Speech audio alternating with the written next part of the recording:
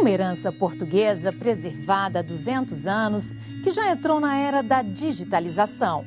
A Biblioteca Nacional é a guardiã da memória brasileira, um patrimônio que se destaca entre as 10 maiores bibliotecas do mundo.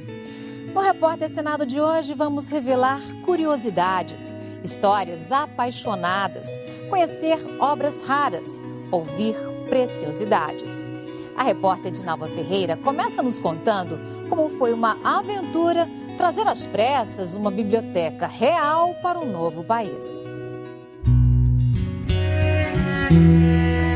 Um mundo que se abre aos olhos, ao conhecimento, ao encantamento. Me diverte ler.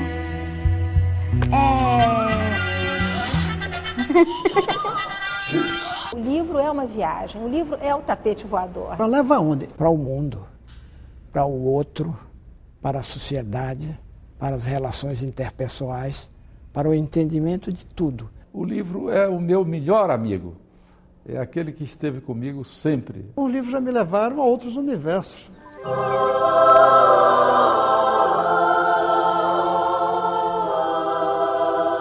Do velho continente para o novo mundo. Foi uma longa viagem a que trouxe há 200 anos os primeiros livros para formar o que hoje é a Biblioteca Nacional. Um tesouro garimpado no país depois que um terremoto e incêndio destruíram em 1755 quase todo o acervo da antiga Real Livraria, uma das mais importantes da Europa naquela época. Essa biblioteca depois foi totalmente reconstruída. Na época do Marquês de Pombal, foram recebidas várias doações, foram feitas muitas compras e também alguns confiscos, não é? Porque foi na ocasião em que os jesuítas foram expulsos, então bibliotecas de mosteiros jesuítas foram incorporadas à Real Biblioteca. É uma história assim que parece um romance. Em 1807, com a ameaça de Napoleão de invadir Portugal, a família real veio para o Rio de Janeiro. Na bagagem deveria estar a Real Livraria, mas na saída apressada, a maior parte dos livros teria ficado no Porto de Lisboa. Dom João VI tinha decidido trazer, que não conseguiu colocar no navio na hora de sair, porque eles saíram correndo. Preciso dizer que quando os navios estavam saindo, os franceses já estavam aparecendo nas colinas ao redor de Lisboa. Daí a expressão, haver navios. Vocês já pensaram os portugueses desesperados entrando naquelas naus todas, a ponto de esquecerem pessoas no cais, esqueceram caixotes com coisas extraordinárias, mas não esqueceram os livros. Dizem que os caixotes ficaram esquecidos, mas a gente não tem uma documentação oficial que diga isso. O fato é que eles foram guardados, não é? E acabaram vindo, não é? Somente em 1810. E ela veio em 3 levas, foram mais de 300 caixotes, eram cerca de 60 mil peças naquela ocasião. Então você imagina livros atravessando o oceano, não é? Dentro de caravelas, uma coisa assim, não é? Como eu disse, não é meio que um romance. Eu gosto de pensar que esses livros que hoje estão na Biblioteca Nacional nos chegaram em meio aos bacalhau, né, ao vinho do Porto, as batatas, né, quem sabe as batatas, né, o azeite, né, e aí estão e hoje engalanam a Biblioteca Nacional. Os livros ficaram primeiro no convento da Ordem Terceira do Carmo. Quando Dom João voltou em 1821, a biblioteca permaneceu aqui, mas não foi uma doação. Avaliada em 800 contos de réis, entrou como segundo item da dívida do Brasil pelos bens que Portugal deixou. Ainda existem controvérsias se pagamos ou não pela biblioteca. O segundo item mais caro era a biblioteca. E o governo brasileiro assumiu pagar isso. Parece que nunca pagou. Dizem, por exemplo, que o Brasil teve que pagar um valor muito maior do que realmente valia. E ficaram até hoje como um grande tesouro, um grande patrimonial do nosso país. Em 1858, o acervo foi transferido para este prédio na Rua do Passeio, no Largo da Lapa, onde hoje funciona a Escola de Música do Rio de Janeiro. Em 1905, começou a construção da sede definitiva. Foram 5 anos de trabalho.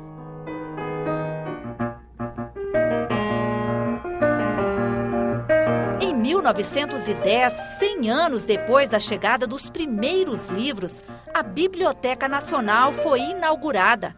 É um marco urbanístico do Rio de Janeiro da virada do século XX.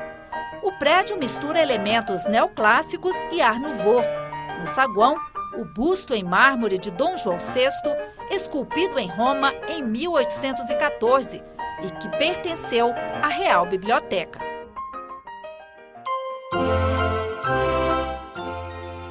Com amplos salões, vitrais coloridos, escadarias em mármore, grades de proteção em bronze, o prédio foi cuidadosamente preparado para a guarda do acervo valioso. É um prédio que tem uma estrutura muito robusta. As estantes e esses móveis que vocês estão vendo aqui, que são arcases para a guarda de manuscritos, que foram adquiridos naquela ocasião pelo diretor, não é? Que fez uma série de viagens ao exterior, eram tão bons que estão em perfeitas condições até hoje, já tem mais de 100 anos. Começou com 60 mil livros da Biblioteca Real e não parou de crescer, graças às doações, compras de novos títulos e a Lei do Depósito Legal, que determina que um exemplar de tudo que é publicado no país venha para cá. Hoje a Biblioteca Nacional está entre as 10 maiores bibliotecas do mundo, de acordo com a Unesco. Aqui estão armazenadas cerca de 9 milhões de obras. É a memória brasileira que está nessas prateleiras. Mapas, livros, manuscritos, partituras únicas. Um universo de conhecimento que se espalha por dezenas de salas, centenas de prateleiras.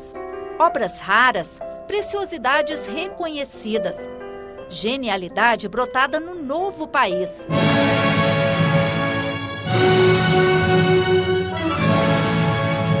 Um mundo de formas e de saber que atrai os olhares, aguça a curiosidade, provoca admiração. Memória de 200 anos guardada com todo cuidado. Um tesouro preservado para futuras gerações. Memória de uma universidade europeia que foi trazida para cá pelos mares, numa aventura muito grande que aqui ficou. E ela representa a memória do Brasil.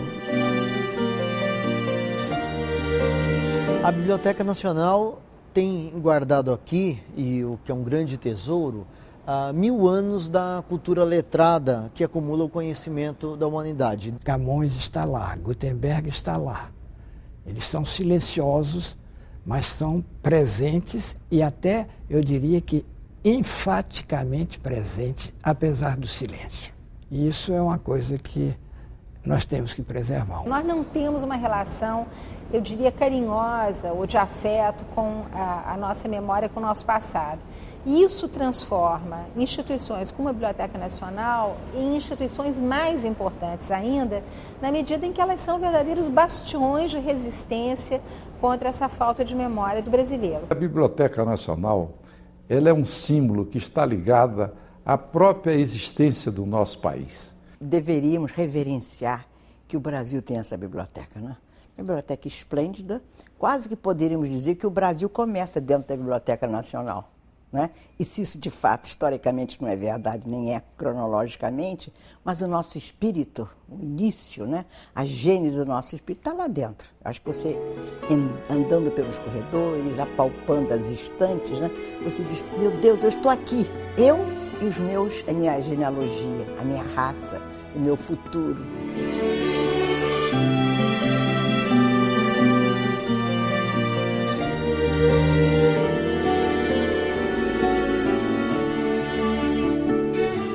Cento e 150 novas obras são registradas por dia na Biblioteca Nacional. Algumas são de acesso bem restrito. Você vai conhecer agora parte de uma lista rica e diversificada de enorme valor histórico e cultural. Os números impressionam. São 6 andares de prateleiras com 2 milhões de obras gerais, 70 mil dicionários, enciclopédias gerais e especializadas, atlas e manuais, 60 mil jornais e revistas editados no Brasil, 800 mil manuscritos do período que vai do século XI ao século XX, mais de 22 mil mapas e uma infinidade de desenhos, estampas, fotografias, partituras musicais. 9 milhões de obras fazem da Biblioteca Nacional a maior e mais completa da América Latina. Saber que um livro atravessou séculos e que te alcançou é um privilégio, né? É um privilégio. É um privilégio, é uma emoção, é um encantamento, é mágico. Magia de conhecer, por exemplo, o Evangeliário, mais antigo manuscrito da biblioteca. Ele é do século XI. Em pergaminho, traz os 4 evangelhos em grego. Aqui a carta de Dom João VI, determinando a abertura dos portos do Brasil às nações amigas assim que ele chegou ao país. E uma preciosidade, o livro de horas, muito comum na Idade Média. Ele traz textos, orações e salmos. Em latim, com caracteres góticos e ricas ilustrações, inclusive em ouro, os livros de horas se tornaram verdadeiras obras de arte. A estrutura e decoração variava de acordo com o poder e a riqueza dos proprietários. Quem tinha livro de horas é quem tinha poder aquisitivo para poder pagar uma pessoa para escrever os livros e iluminar os livros, que era ouro, que era muito caro. Então, antes de você fazer encomenda, você dizia o que você queria nos livros. Então, as pessoas, quanto mais abastadas, mais coisas colocava no livro. Neste setor, tudo é considerado raridade. A maioria, obras que vieram com a corte portuguesa.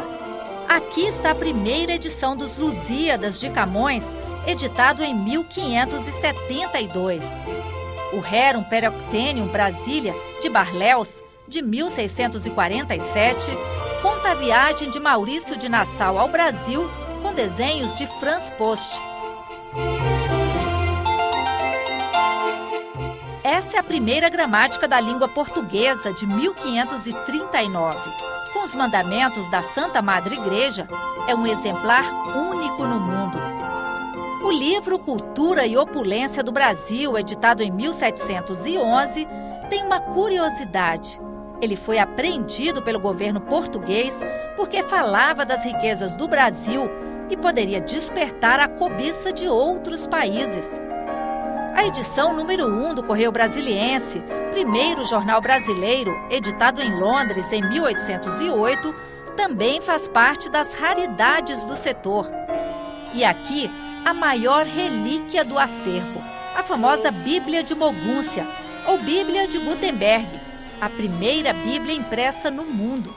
Em latim, é um incunábulo, como são chamados todos os livros editados no século da invenção da imprensa. Ela é guardada a 7 chaves. O esquema de segurança para proteger as obras mais raras da biblioteca é rigoroso. O acesso a obras como a Bíblia de Mogúncia, por exemplo, é bem mais restrito. Os 2 exemplares da Bíblia que existem aqui ficam guardados em um cofre. Pouca gente sabe onde fica esse cofre. Aqui no setor de obras raras, apenas 3 pessoas têm a chave, o segredo e o acesso ao cofre. E para levar a obra de um lugar para outro aqui, só acompanhado de seguranças.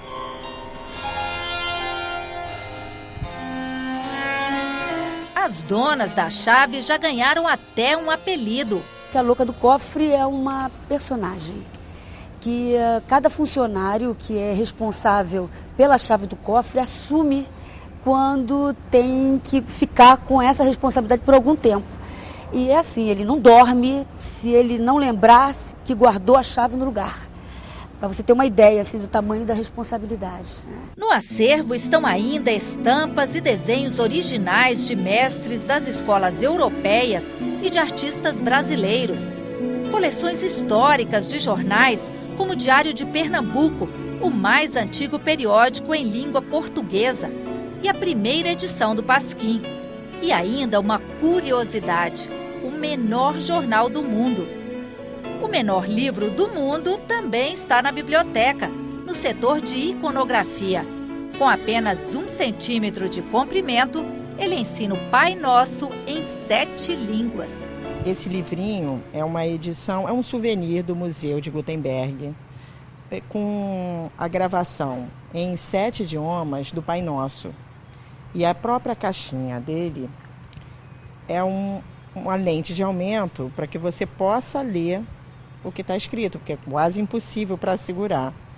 Então, e cada página foi gravada individualmente, provavelmente em microfilme, né, para depois fazer a chapa.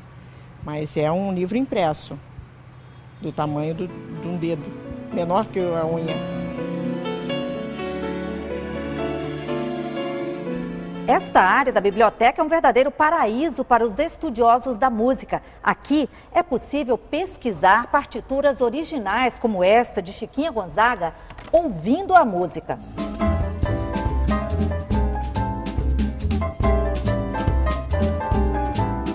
Além de Chiquinha Gonzaga, a divisão de música e arquivo sonoro, criada em 1950, tem outras preciosidades.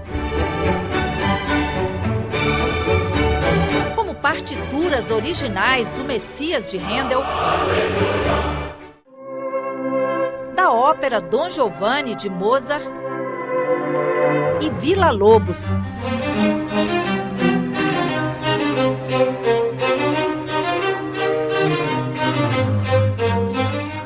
O maior centro de documentação musical da América Latina também tem um arquivo de fotografias e cerca de 30 mil discos. O nosso forte são músicas clássicas, né?